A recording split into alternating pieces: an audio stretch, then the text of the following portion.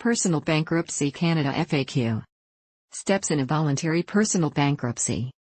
Initial meeting with trustee. Free consultation with licensed insolvency trustee to review your assets, liabilities, income and expenses to see if bankruptcy can be avoided and instead restructure. Complete the intake sheet. Complete the trustee's intake sheet providing all details and backup requested so that the trustee can provide specific recommendations to your unique situation.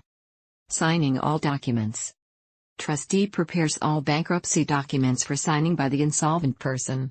If the realizable value of the assets is less than $15,000, then it is a streamlined summary administration. If assets worth $15,000 or more, then it is an ordinary administration. Filing with official receiver. Trustee files all documents with official receiver, who is the local representative of the Office of the Superintendent of Bankruptcy. Bankruptcy certificate issued. The official receiver issues the bankruptcy certificate. The date and time the certificate is issued is when the person officially becomes bankrupt. Until then, they are insolvent, which is a financial condition. Being bankrupt is a legal state. Trustee takes possession. Subject to the rights of trust claimants, secured creditors and the provincial exemptions of the bankrupt person, the trustee takes possession of the available assets and makes sure that they are safeguarded and insured.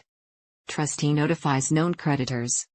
Trustee reviews books and records or unpaid bills and statements to learn the names and addresses of the creditors and compares that information to the bankrupt's sworn statement of affairs. The trustee then mails out the notice of bankruptcy to all known creditors. Trustee safeguards assets. Subject to the rights of trust claimants and secured creditors, and the bankrupt's provincial exemptions, the trustee takes possession of the available assets, performs an inventory and makes sure that they are safeguarded and insured. Trustee prepares report. See note below. Trustee prepares report advising what steps have been taken to date, the estimated realizable value of the assets and what steps need to be taken next. Note, in a summary administration personal bankruptcy, an ad in a local paper, a trustee's report in a first meeting of creditors is not required. A meeting will only be held if either the official receiver, or if creditors representing at least 25% of the proven claims, request a meeting. First meeting of creditors. See note above.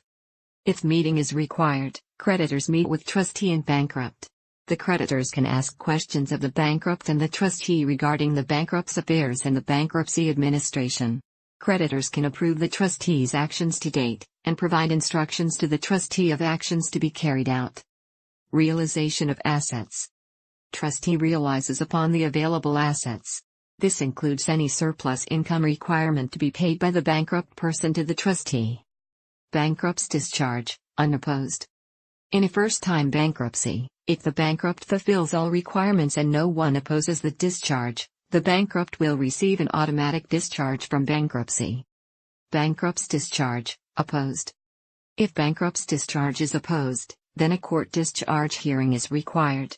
Possible outcomes are absolute, conditional, suspended or refused discharge. Trustee's discharge. Once the bankrupt is fully discharged from bankruptcy, the trustee completes the bankruptcy administration and gets discharged.